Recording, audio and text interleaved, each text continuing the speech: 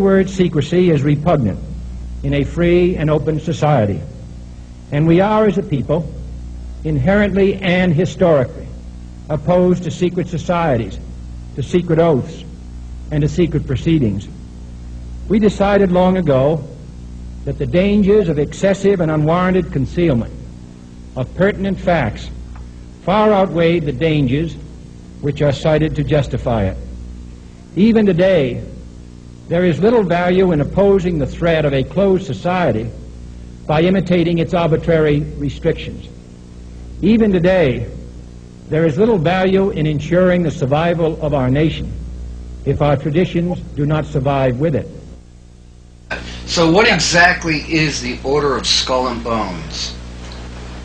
Well, the order originally originated in Germany and jumped the ocean. I guess it was in the 1800s. I'm nowhere near as good an expert on skull and bones as Anthony Sutton. Well, we have this book and right some here, other people. America's Secret Establishment, Yeah. Introduction Yes. to the Order of Skull and Bones by Anthony C. Sutton. Yeah, and I'll just, it's better, I'm just going 1830, yeah. And this is a great cover. It gives you the Bones families on the back. And this is by Anthony Sutton, and I knew Anthony Sutton well. And he was an absolutely magnificent American person, historian, etc. And we'll talk a little bit about him too. And it's called, you ought to order this book. You can get it from Trying Day. And we'll just read this. This is George W. Bush, the other one. First one. My senior year, I joined Skull and Bones, a secret society. So secret, I can't say anything more. Okay. Then it says, every spring since 1833, 15 new faces are asked to join the Order of Skull and Bones. After Yale, many go on to the heights of power and shape our world, like I was talking about Chuck Spofford, certainly. Yes. And a really good man. Very, very good person. I like Chuck. This is a story of how and why. This is Jim Mars talking. Yeah. Quote, the public owes Anthony Sutton a debt of gratitude for this book. It is an essential primer for tracing the family's bloodlines and business entanglements of America's secret establishment. If one does not have Sutton's information, they will never truly understand American history or foreign policy. And I absolutely agree with Jim Mars on that. These are notable families: Aldrich, Bill Buckley, the late Bill Buckley, Yep. the Bushes, McGeorge Bundy, Cheney. Now, I think it's a different Cheney. It's not Dick Cheney. It's a Not different Dick Cheney. Cheney. No, it's not even his family name. Daniels, Davison, Dodge, Gates, Goodyear, Gould, Harriman, Kellogg, Lord, Lovett, Luce, Phelps, Pillsbury, Pinchot, Rockefeller, Stimson, Taft, Vanderbilt, Weyerhaeuser, Whitney. Interesting, there are quite a few names there that were friends of my father's. Anyway, Tony Sutton, he was educated at the Universities of London, Göttingen, and California. While a research fellow at the prestigious Hoover Institute, he produced the monumental 3-volume series, Western Technology and Soviet Economic Development. Other books include The Best Enemy Money Can Buy, Wall Street and the Bolshevik Revolution, Wall Street and Hitler, and many others. This is fascinating right here, because Matheson was a friend of my father's, and I'm just going to read you this.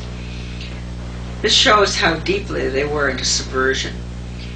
Quote, this is Matheson writing to Donald Ogden Stewart, Skull and Bones, 1916, about Matheson's upcoming appearance before the House Committee on Un-American Activities.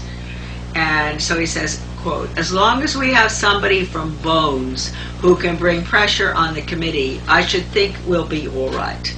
That is a very dynamite quote.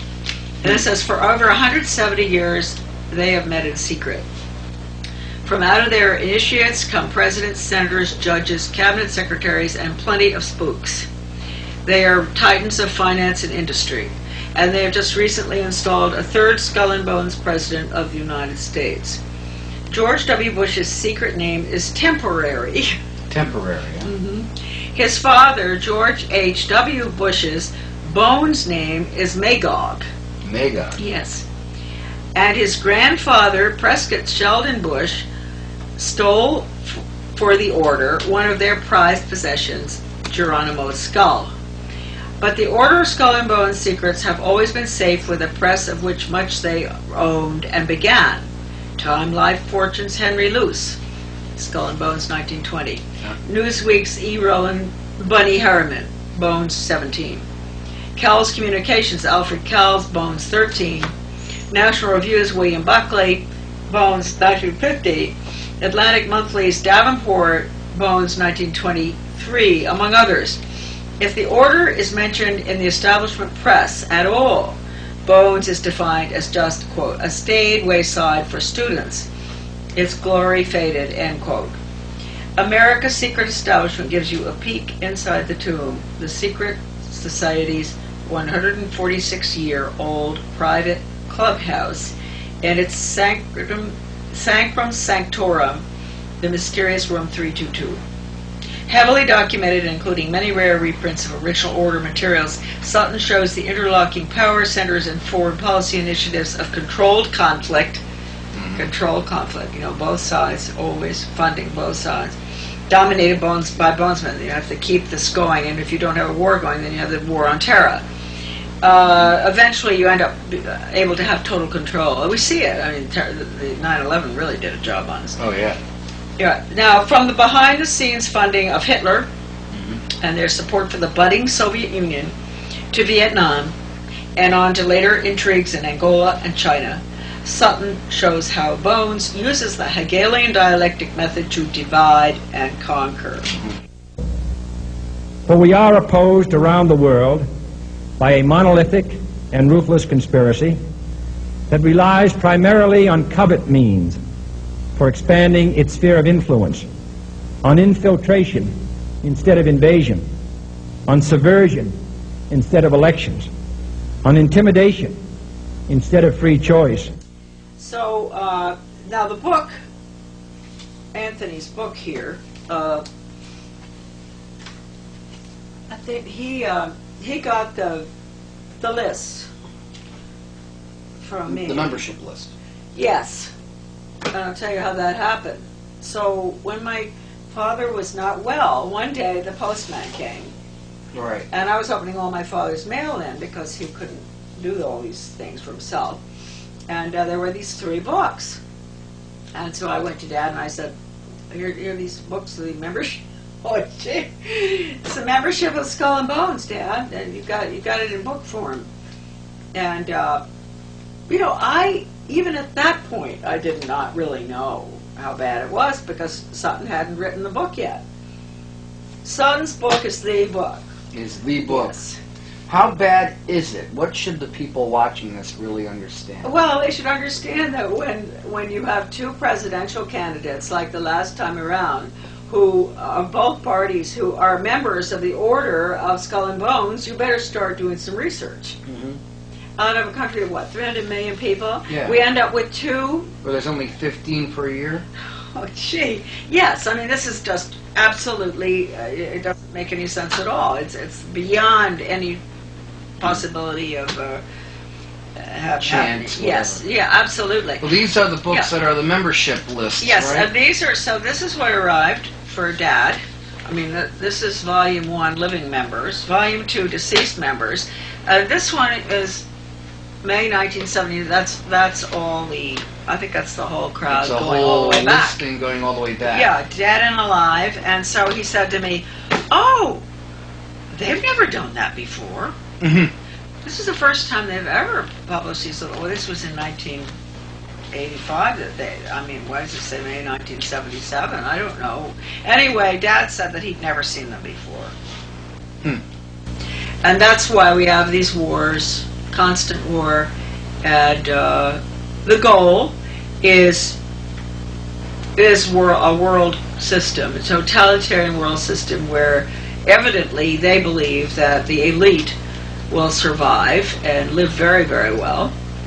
I just don't know how they can be so sure that their children and grandchildren are going to have the same benefits. It's something that all of us ponder, and it's very evil.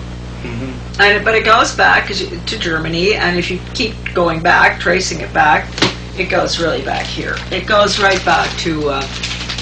And what book is this? This is an original copy of Proofs of a Conspiracy. And what does this date from? What it year? dates from 1798. This book is from 1798. Yes, this book is from 1798. Wow. And it is by John Robeson. Proofs of a Conspiracy Against All the Religions and Governments of Europe, carried on in the secret meetings of Freemasons, Illuminati, and reading societies, collected from good authorities by John Robeson, Professor of Natural Philosophy and Secretary to the Royal Society of Edinburgh. Third edition, Philadelphia, published in, printed for T. Dobson, South 2nd Street, North 2nd Street, 1798. I understand that he gave this book to George Washington. Really? Because George Washington was a Mason, and whether he really understood, the higher orders, I don't know what rating, degree he was. There are a lot of people out there who would like to say that he did. I personally think that the founders of our country, who were Masons, and there were a lot, I think that they had come from a Europe that was, full, as usual, full of turmoil, religious wars, sectarian, everything, and they came over here to a new land, and they wanted to start out a fresh start, and being a Mason was, to many of them, I prefer to believe this, a way, when life was really tough for a lot of these people, to communicate and get together in a very friendly way, sort of like whatever clubs that we have in this country. It's hard for me to believe that they would have taken the oaths, the evil oaths that the Masonic at the high level take. Now, he said here,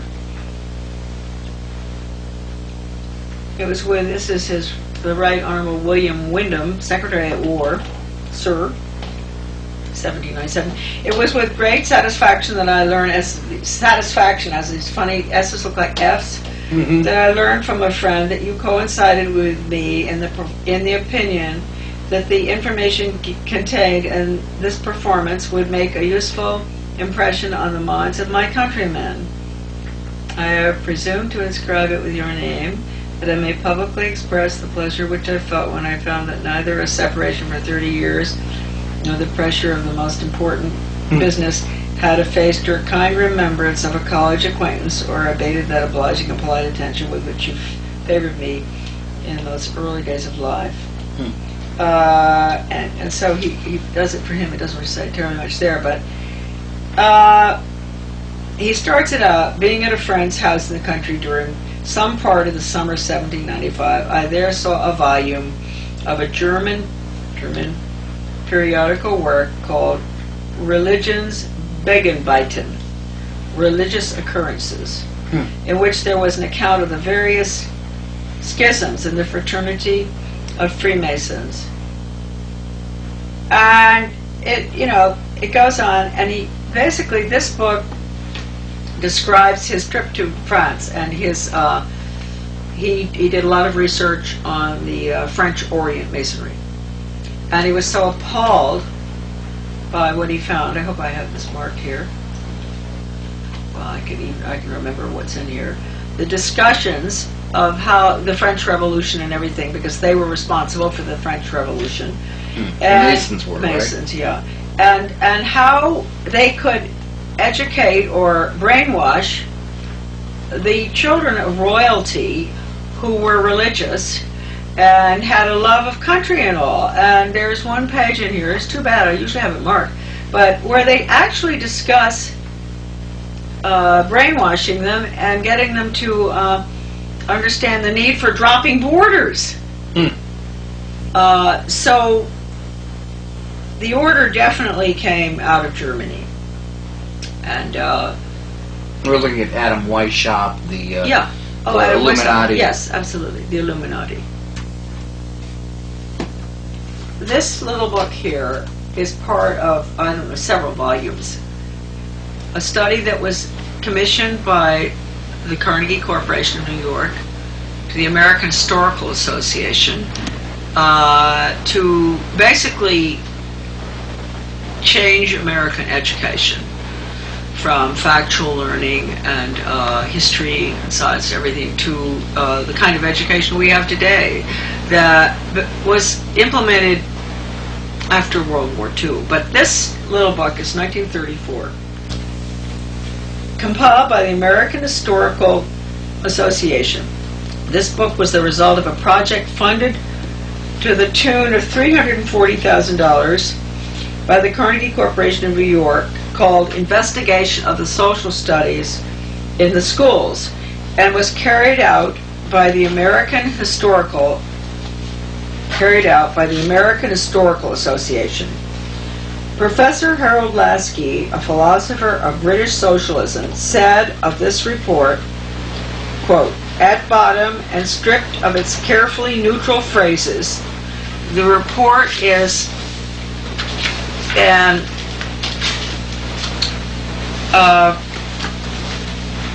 educational program for a socialist America."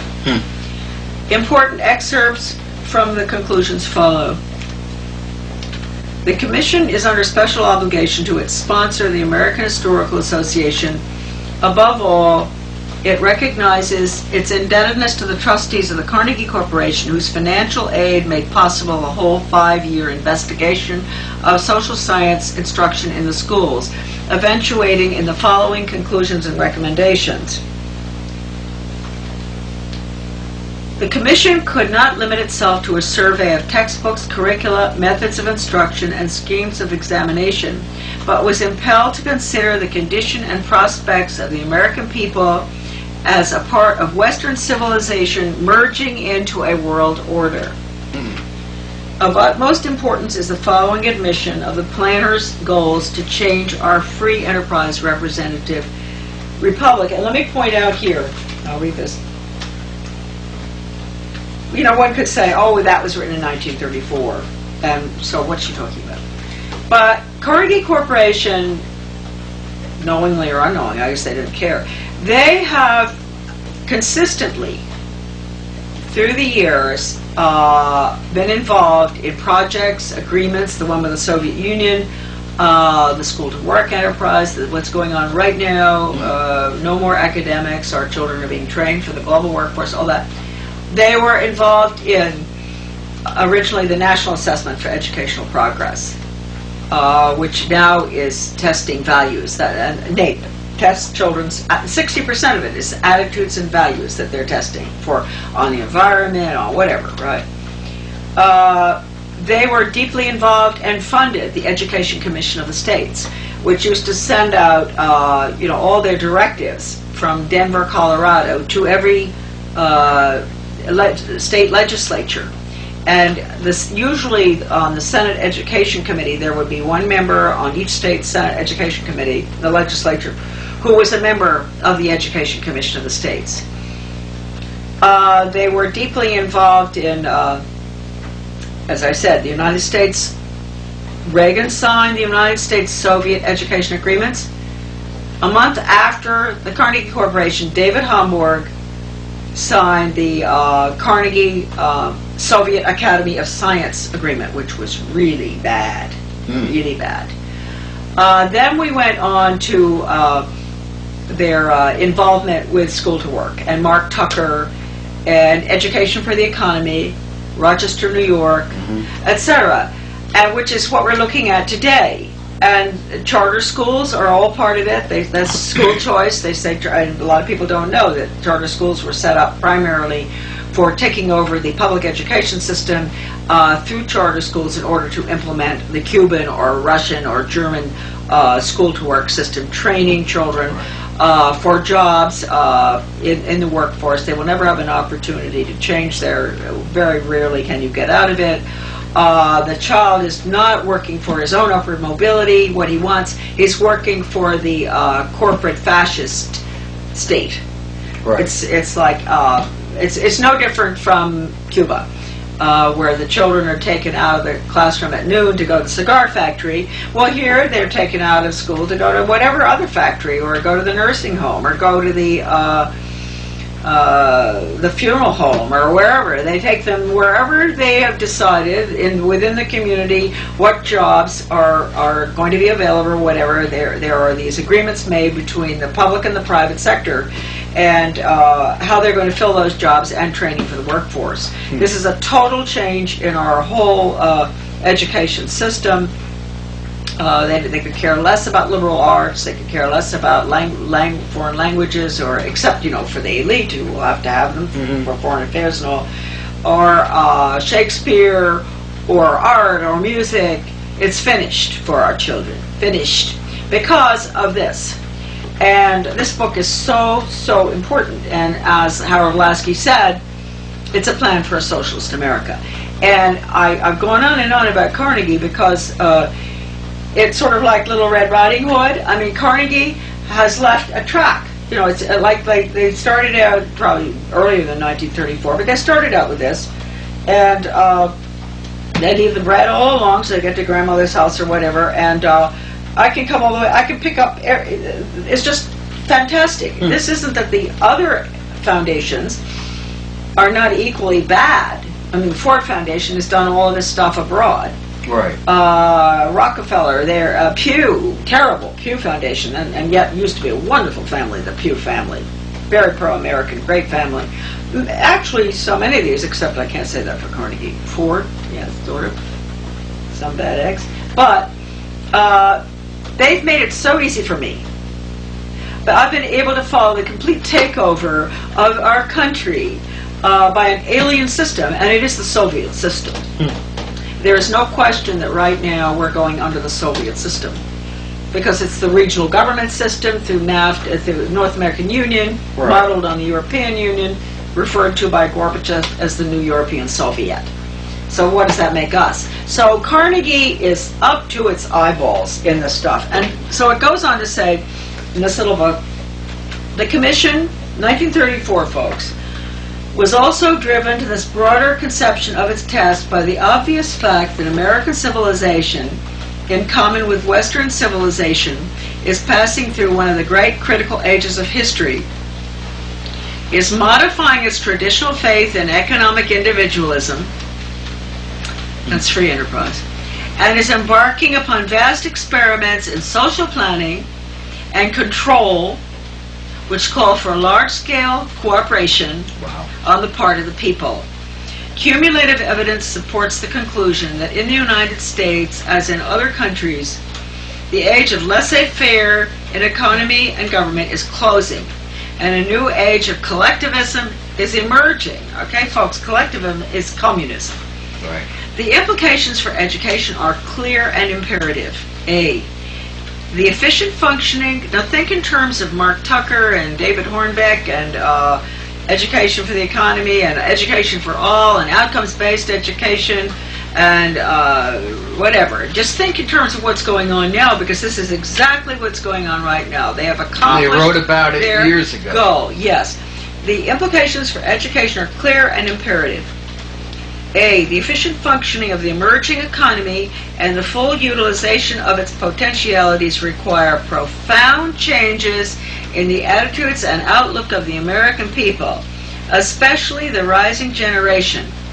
A complete and frank recognition that the old order is passing, that the new order is emerging.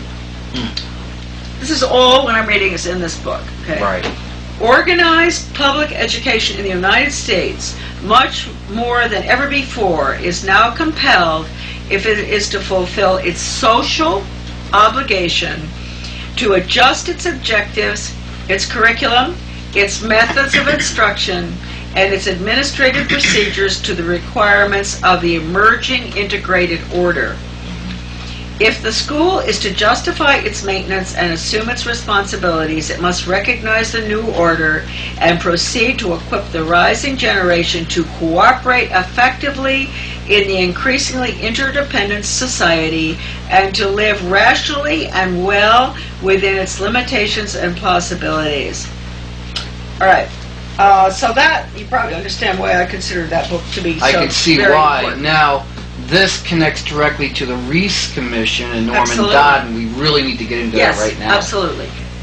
Now, what happened with these hearings in regard to the subversive activities of the tax-exempt foundations to bring about exactly what Carnegie's talking about, the world government and all that, the communists involved, Alger Hiss was, all of Right. them, I had always felt, had I not met Norman Dodd, I did meet Norman Dodd in the 80s, and it was Bob Goldsboro and Russ Haley and Norman Dodd and myself in a restaurant in Washington, and I sat down with him, and he told me the story. And he was a wonderful man, just a I wish I could have been a fly in the wall for that conversation. Yeah. I mean, just a delightful, wonderful, wonderful man. Seemed like it from the video I saw. Yeah, and gentleman. He Andover, Yale, Wall Street. He'd been really excellent in the world of finance, and his whole story was interesting enough. I mean, he understood what had happened with the crash. Why And that was engineered? Yeah, he understood all of that, and he was working at some major bank, and he wanted to. The directors of the bank were very interested in his views, and they asked him, they said, Norm, you probably heard this from Griffin too, I guess. Yeah. Could you do a report or your views on what happened? Of course he did, and then he found out that he was really well, fired is hardly the word, I guess, very gently eased out and told that he could, have all his weekends free and have another job, and he could have another job in the bank, but not what he was doing or whatever. And he knew that they didn't want this information to get out in regard to the truth about the Depression. But that was probably that was probably 15 years before the hearings. Okay. And then he was called in because of his expertise with the big shots on Wall Street, etc. And they hired him. The Reese and Cox Committee hired him to be their research director. Mm-hmm. And he had a brilliant gal on staff who was a lawyer, and she really was not supportive of the investigation. She kept saying, Mr. Dodd, I think the foundations do so much good, what's going on here? But anyway, she ended up being sent to New York to go through the Carnegie papers. Mm-hmm. And the head of the Carnegie Foundation at that time was fairly young, I guess, and he didn't really realize what he was doing when he sent her over. He said, well, you can go over to this other building and you can go through all the initial papers and the records, and he just gave her carte blanche, and she went. And Catherine was her name. Now let me stop you for a minute and back up a little bit. How did the Reese Commission, do you know how they got started, why, and why were they initially looking at the tax-exempt foundations to begin with? Well, because the American people were upset, enough to be wondering what on earth was going on. And the Congress at that time was very American. Mm-hmm. And they began to wonder what these groups were doing. So that was the reason that the committees were formed. It didn't last very long. It was about a year or something that the hearings took place. And he had this woman, Catherine. Catherine went up to New York, and she literally was never the same again. That's what I heard. She kind of went nuts? Yes. She came back, and Norman Dodd said, she just was unable to speak. She was in a total state of shock, and she went cuckoo. and they had to find a job for her somewhere else, and then she died.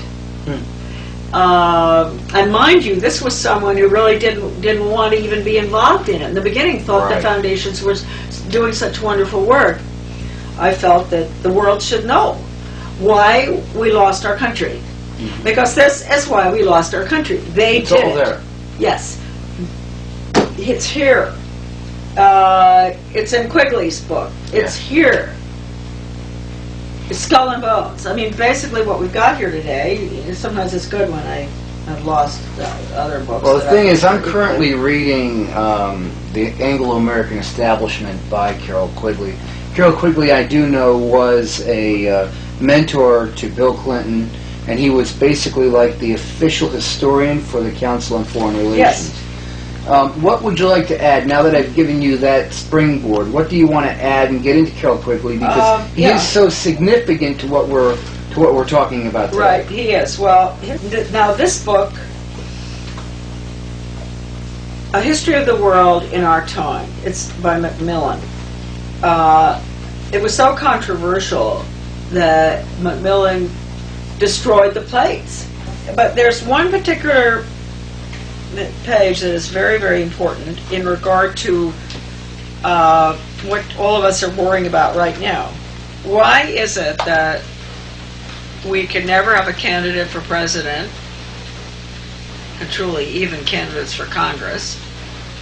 The whole voting system is so controlled through primaries and all. And now with the electronic voting machines, it's even more so. Exactly. Because they can determine who wins the election a good 3 weeks before that. That's right. Simply how they program the machine. Yeah, exactly. It's horrible. Yeah. It's absolutely dishonest. But we ask ourselves, and we would never dream that this is intentional. And this book says on page 1247, The Future in Perspective, Tragedy and Hope, Quigley, Bill Clinton's mentor at Georgetown University, quote, "The chief problem of American political life for a long time has been how to make the two congressional parties more national and international. The argument that the two parties should represent opposed ideals and policies, one perhaps of the right and the other of the left, is a foolish idea, acceptable only to doctrinaire and academic thinkers. Instead, the two parties should be almost identical, so that the American people can throw the rascals out, in quotes, at any election without leading to any profound or extensive shifts in policy." Terrible, huh? So it's an art of keeping things the same no matter what happens. That's right. And it's awfully important to know that, because I often say, if there's one thing the American people have to know, it's that there isn't any difference. And it's really a tragedy, because that means our votes Don't mean it. are meaningless. And so you have the Demrepublicans and the Republicans. You're right. Exactly. Now, when did this really take place? When did the merger of these two parties really happen? I think it probably happened. I don't think we've had a difference since Woodrow Wilson. I am not asking your newspapers to support an administration, but I am asking your help in the tremendous task of informing and alerting the American people. For I have complete confidence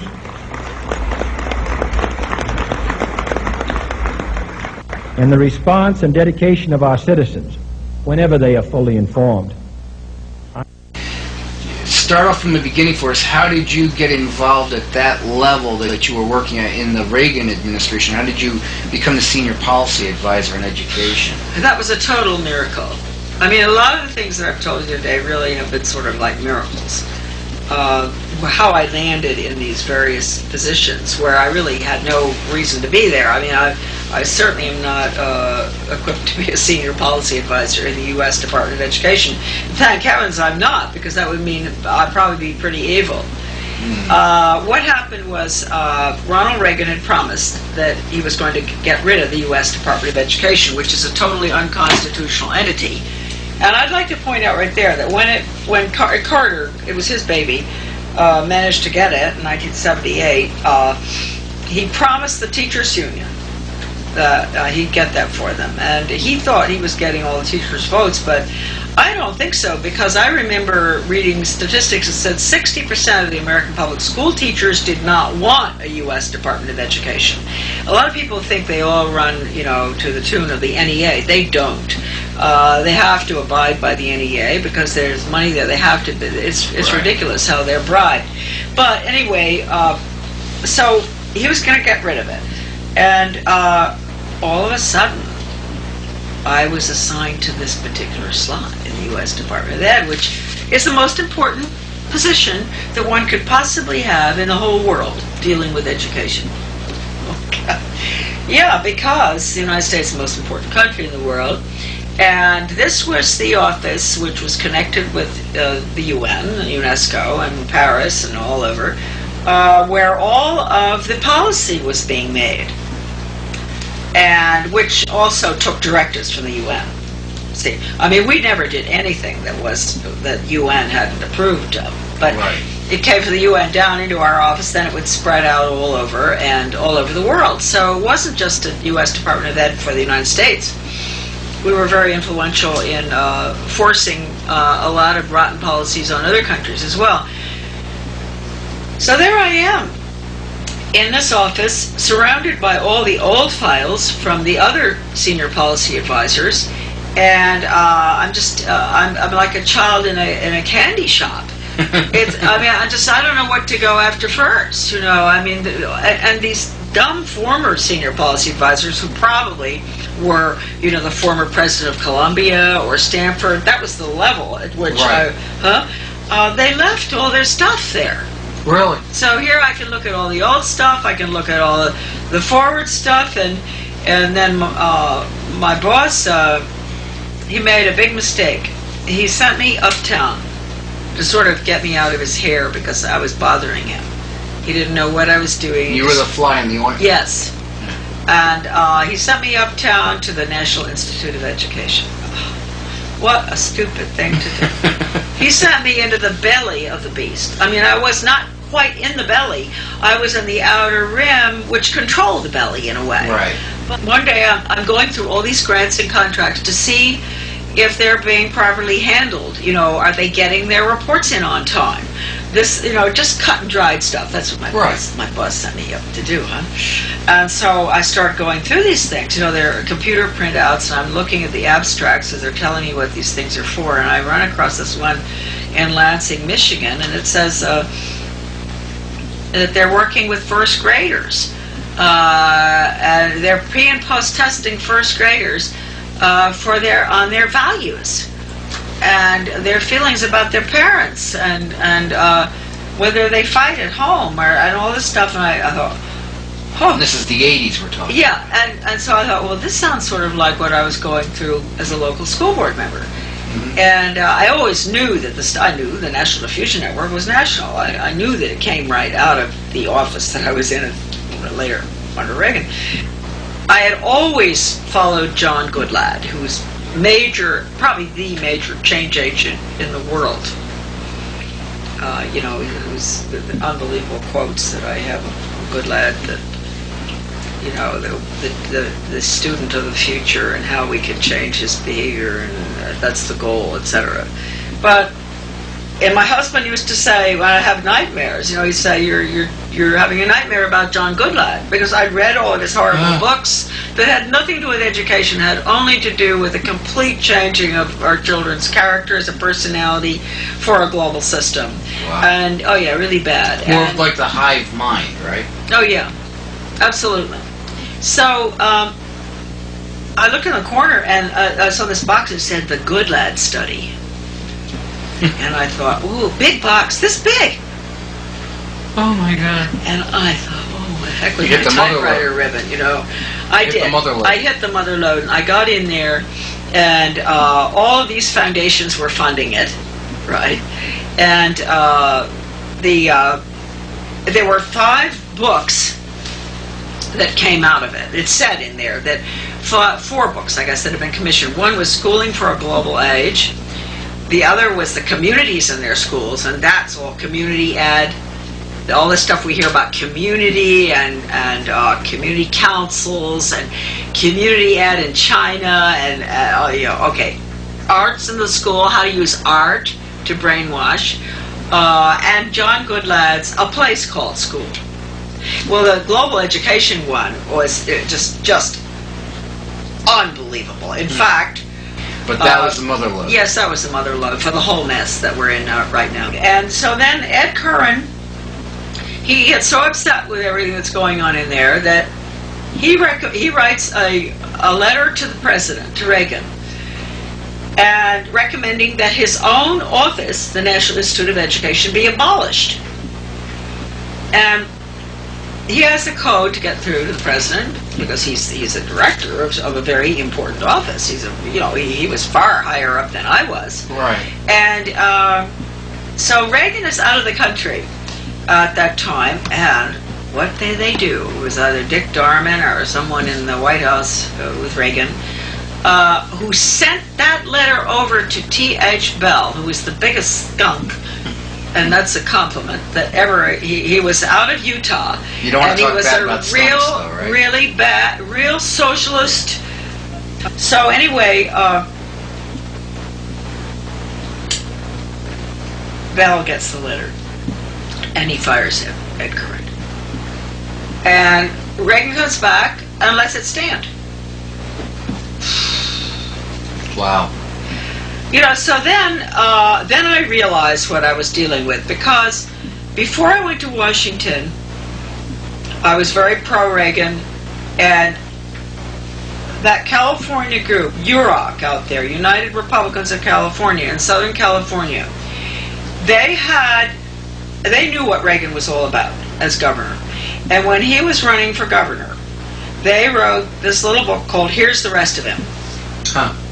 And UROC is still around. People like Alan Stang know about that. And so they sent me this book. This is before I went into the department. And I started reading, and I got mad. Okay, folks, see? I'm just like you, or you're just like me. I am the same way. I get very angry when these people gave me this book telling me things that I did not want to believe about Ronald Reagan. Right. And so I got mad at them, I got mad at the book, I put the book back in my library, and off I went to Washington. And then I found out. That they were right. Yes. And then Project BEST came along. Better Education Skills Through Technology. And this teacher who was meant to be dealing with that project, she was a Reagan appointee, and one day I was talking to her at her desk, and I noticed this thing on the side, and I said, "What's up?" And she said, "Oh, that's that technology initiative." And I said, "Well, what are you doing with it?" And she said, "Well, I haven't really had time to look at it." And I said, "Could I take a look at it?" So she gave me the whole thing, and I started going through it, and I saw that this was going to control the curriculum on the computer throughout the country, every state. And in it said, one document, this is what really got me. What we can control and manipulate. Huh. That's at the state level, right? At the state level. And local. So they give you the money, and then it says right there what they can control. They can the task force, the name of the people on them, the curriculum, the this, that. And having been a local school board member, I just thought that's it. And this has got to be. I've got to leak this document, and I did, and I leaked it. This Better Education Skills Through Technology that happened to be funded by partially. No, the NEA was getting money from Reagan. The National Education Association, it was the NEA. The money went to the NEA, an affiliate of the NEA, the American Educational Computer and Technology or something, AECT.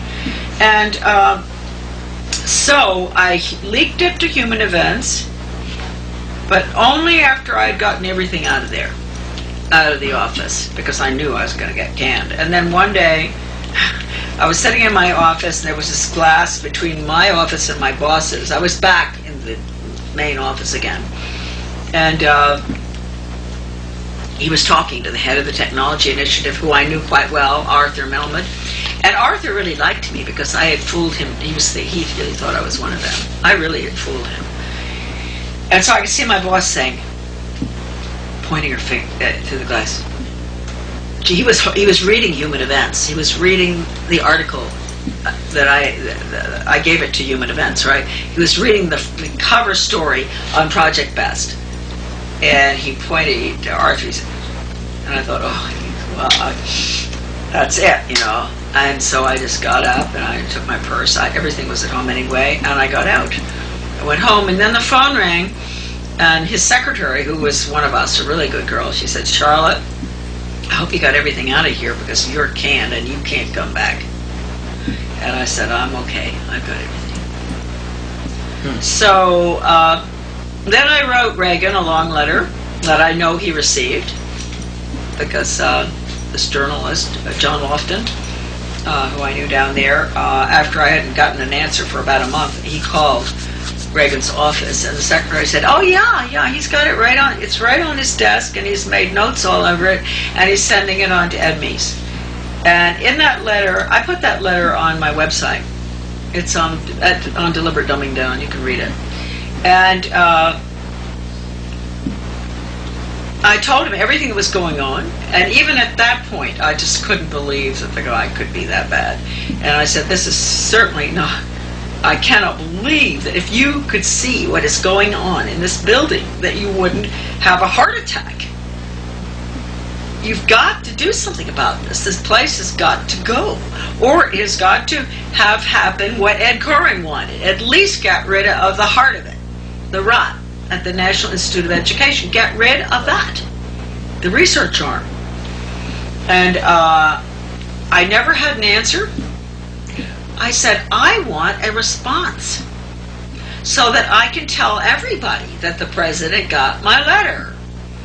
That the president knows what is going on in the U.S. Department of Ed. That's all. All he has to do is say, Dear Mrs. Iserbyt or Charlotte or whatever, thank you so much for your letter regarding the U.S. Department of Ed and what is going on there. Sincerely, Ronald Reagan. He doesn't have to say anything else. Its preparations are concealed, not published. Its mistakes are buried, not headlined.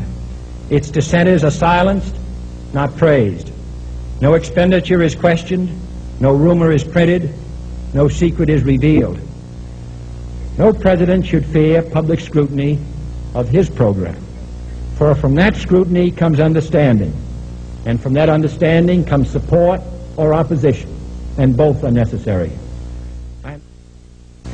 You have a really fantastic book here called Lines of Credit, Ropes of Bondage, and this is, I guess, one of your favorite little publications, and I was wondering if you could take a few minutes to tell the people who are watching why. It's a very important little booklet that was written by a close friend of mine and also a close friend of Norman Dodds, who we've discussed elsewhere, who was the research director for the recent Cox Committee investigation of the tax-exempt foundations in the early 50s, which were so abruptly shut down for good reason. I mean, in quotes. Bob knew, this is Bob Robert Goldsboro, and he knew Norman Dodd very well. And in fact, it was Bob from whom I purchased the only available copy in the country of the 2,000 pages of a recent Cox Committee report, or more than that, yes. And this booklet, we could deal with, I think, probably the most important part here. The whole booklet is wonderful, and it's out of print, unfortunately. Is this part here in regard to this particular chapter 10. And it's entitled Foundation-Funded Non-Bloody Revolution.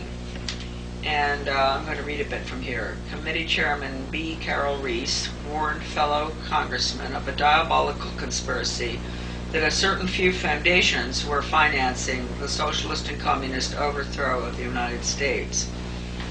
The Reese Committee learned that the Rockefeller Foundation and Carnegie Endowment for International Peace were, with tax-exempt dollars, funding leftist propaganda operations aimed at changing America through the brain, not the battlefield. Patriotism, national sovereignty, individual responsibility, and Christian beliefs were belittled, while the concepts of a one-world government, socialism, collectivism, and humanism were deemed essential for peace in the modern age. Don't forget, this is in 1953. This is a United States Congress investigation of the tax-exempt foundations that we're discussing right now. A clandestine and successful non-bloody revolution had been masterminded by some of America's most powerful and devious men who did not want to be exposed by a congressional investigating committee. The man chosen by Reese to be the committee's research director was Norman Dodd, the Yale graduate, intellectual, and New York investment banker. During this writer's, that's Robert Goldsborough's frequent visits to Dodd's retirement home in Keene, Virginia, he repeatedly spoke of his conviction that justice demanded that those foundations, quote, should be compelled to spend a like amount of dollars to undo the damage they have done to America, end quote. And don't think, folks, that this doesn't exist right now either. I mean, the same, just even worse, there are more foundations out there. The Pew Foundation is a new one that got involved. Marvelous family, the Pew family was, up until, about 20 years ago. The money from the foundation got into the hands of the left-wing termites. Left-wing is now right-wing, too. Okay, Dodd sent committee questionnaires to numerous foundations, and as a result of one such request, Joseph E. Johnson, president of the Carnegie Endowment for International Peace, invited Dodd to send a committee staffer to Carnegie's headquarters in New York City to examine the minutes of the meetings of the endowment's trustees. These minutes had long since been stored away in a warehouse, and obviously Johnson, who was a close friend of former Carnegie president and Soviet spy Alger Hiss, had no idea what was in them. The minutes revealed that in 1910, the Carnegie trustees asked themselves this question, quote, is there any way known to man more effective than war to so alter the life of an entire people, end quote. For a year, the trustees sought an effective, in quotes, peaceful method to, in quotes, alter the life of an entire people. But ultimately, they concluded, isn't that nice of them to have spent that much time trying to avoid their final conclusion, right? But ultimately, they concluded that war was the most effective way to change people. Please listen closely to this, folks. Think about what's going on now, and has gone on ever since 1945. And before 1945, because that's what we're talking about. Right. This is 1911 we're talking. War was the most effective way to change people. Think of all the wars we've had since then. Yeah, a lot. Consequently, the trustees of the Carnegie Endowment for International Peace next asked themselves, quote, how do we involve the United States in a war? And they answered, well, we must control the diplomatic machinery of the United States by first gaining control of the State Department. It's direct quotes. I mean, I'm quoting from Goldsborough, but this is a direct quote from Goldsborough's research. Norm Dodd said that the trustees' minutes reinforced what the Reese Committee had uncovered elsewhere about the Carnegie Endowment, that, quote, it had already become a powerful policy-making force inside the State Department. Now, let me say something right here. The Carnegie Corporation was deeply involved in everything. We've discussed this elsewhere, but principally, when we're talking about this particular issue, they were involved in the Carnegie Soviet, the agreement between Carnegie and the Soviet Academy of Science, which took place a month before Reagan signed the U.S.-Soviet Education Agreement. So Carnegie has just been with the Soviet Union all the way along. All right, how do we involve the United States in a war? We control the State Department.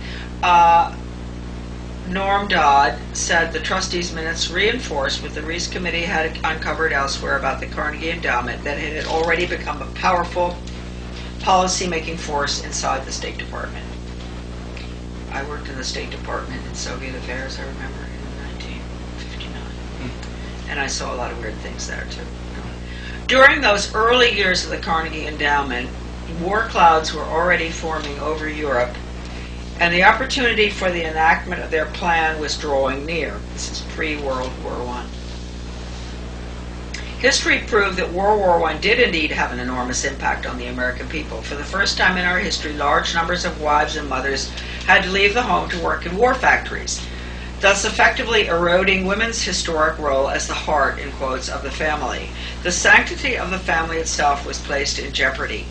Life in America was so thoroughly changed that, according to Norman Dodd, quote, the trustees had the brashness to congratulate themselves on the wisdom and validity of their original decision, end quote.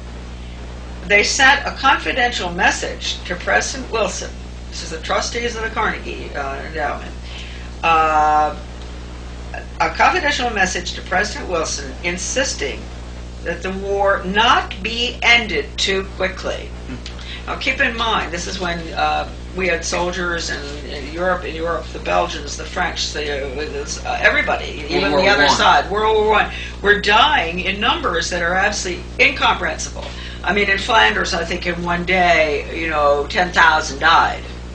I don't know, maybe more in where the poppies grow. So recall this, war at that time was just, there's no way to describe how horrendous it was. So here they're saying, that they're going to postpone the end of this horror story. So they sent a confidential message to President Wilson insisting that the war not be ended too quickly.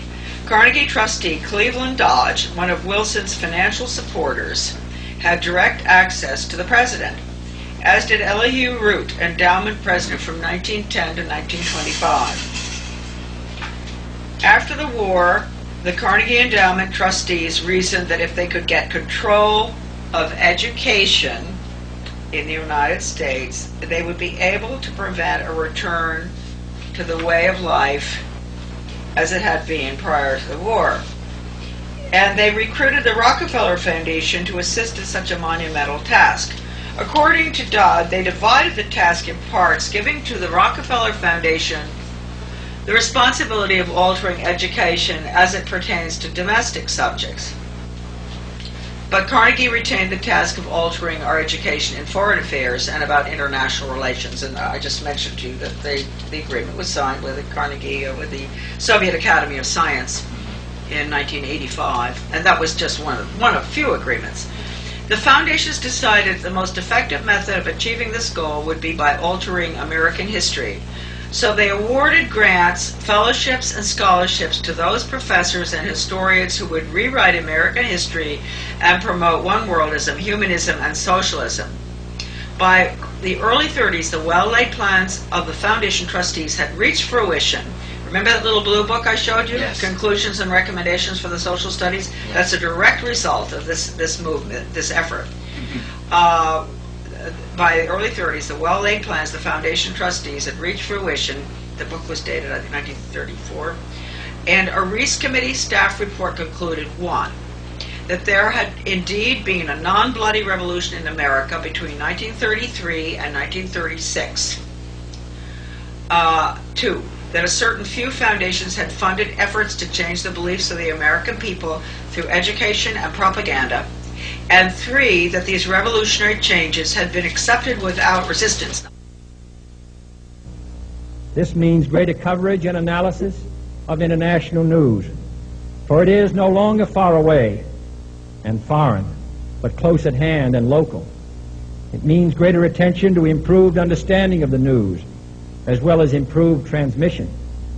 And it means, finally, that government at all levels must meet its obligation to provide you with the fullest possible information outside the narrowest limits of national security.